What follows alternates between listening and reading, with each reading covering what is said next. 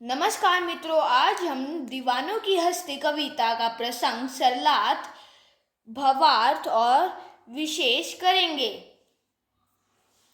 हम दीवानों की क्या हस्ती हैं, आज यहाँ कल वहाँ चले, मस्ती का आलम साथ चला, हम धूल उड़ाते जहाँ चले।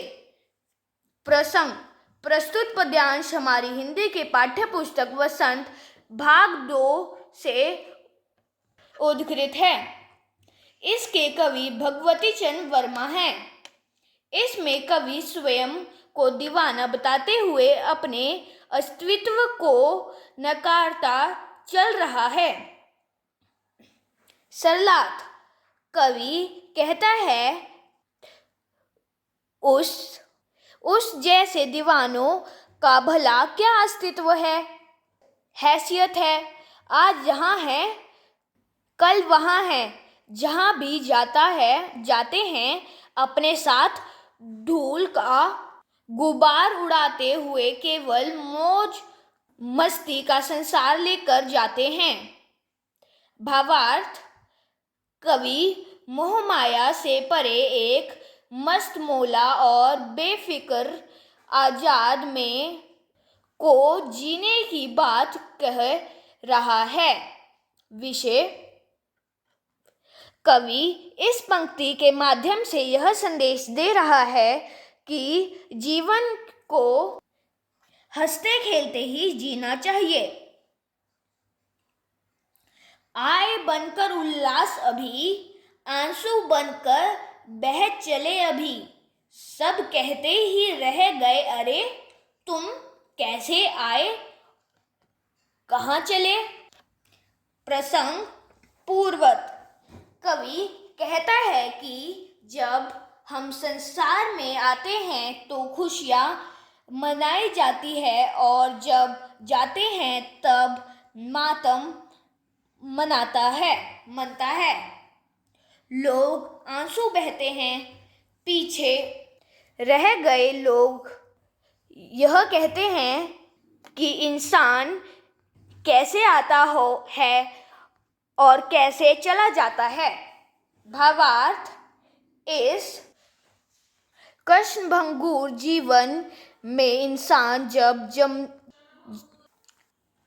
जन्मता है तो खुशियाँ मनाई जाती है और जब संसार छोड़ता है तब लोग रोते धोते हैं, उसे याद करते हैं। विषय कवि कहता है कि कुछ पल के जीवन को ऐसा बनाओ कि जाने पर दुनिया याद करे। किस और चले यह मत पूछो, चलना है बस इसलिए चले, जग से कुछ लिए चले, जग को अपना कुछ दिए चले। प्रसंग पूर्वत जीवन के फलसफे पर कवि कह रहा है कि जग से कुछ सीखा और जग को कुछ सिखाया और चले गए।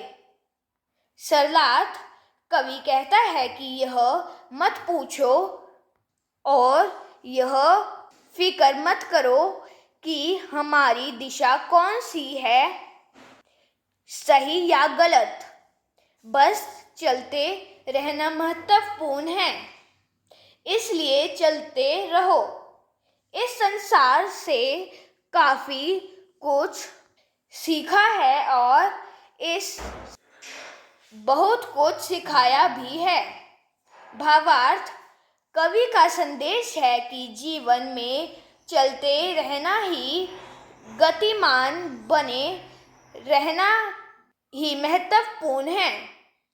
इसी में हम संसार से सीख सकते हैं और उसे सिखा सकते हैं। विषय यहाँ कवि सक्रिय रहने पर जोर दे रहा है। दो बात कही, दो बात सुनी, कुछ हंसे और फिर कुछ रोए, झककर दुख सुख के घूंटों को हम एक भाव से पिए चले। सरलार्थ। कवि कहता है कि संसार में हम सबसे कुछ कहते हैं, सबसे कुछ सुनते भी हैं, सबके साथ हंसते भी हैं, सबके साथ रोते भी हैं। एक ही भाव से हम सबके साथ सुख और दुख में शरीक भी होते हैं। भावार्थ। कवि कहना चाहता है कि संसार में सबके सुख दुख, हंसना रोना एक समान है। विषय। कवि यह संदेश दे रहा है कि जब संसार में सबके सुख दुख एक ही हैं, तब फिर घबराना कैसे।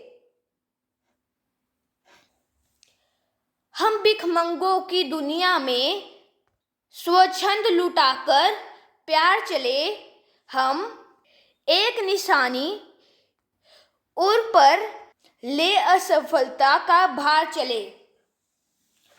प्रसंग पूर्वत।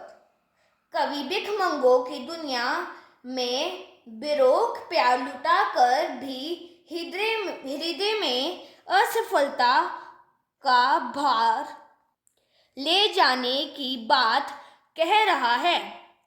सरलार्थ।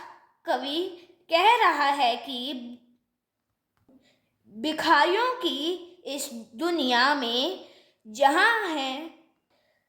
जहाँ हर कोई केवल मांगने वाला ही है, वह उस जैसे दीवाने केवल प्यार लुटाकर ही जा रहे हैं। स्वच्छंद प्यार लुटाने के बाद भी कवि को लगता है कि उसे और भी बहुत कुछ इस दुनिया को देना चाहिए था।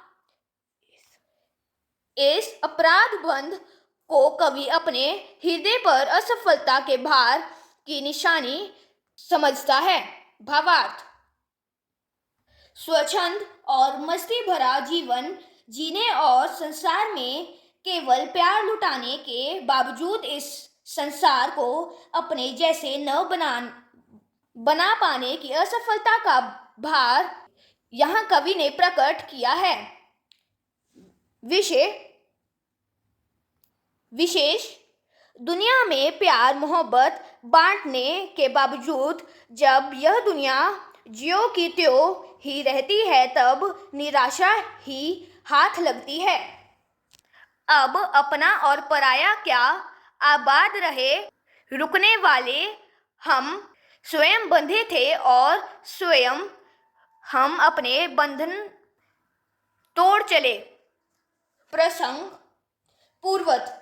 कवि अपना और पराया का भेद त्याग कर और अपने सब बंधन तोड़कर जाने की बात कहता है। सरलार्थ। कवि कह रहा है कि अब अपना और पराया कुछ नहीं रहा, जो रहा है उन्हें आबाद और खुशहाल रहने की दुआ देता हुआ कवि स्वयं को बंधनों तोड़कर दुनिया से जाने की बात कहता है। भावार्थ। अपना पराया का भेद छोड़कर और दुनिया के मोह माया का बंधन तोड़कर ही मनुष्य वास्तव में स्वतंत्र होता है। विषय। अपने पराये के भेद और मोह माया के बंधन में जकड़े लोग एक तरह से आबाद होकर भी परतंत्र ही रहते हैं। धन्यवाद।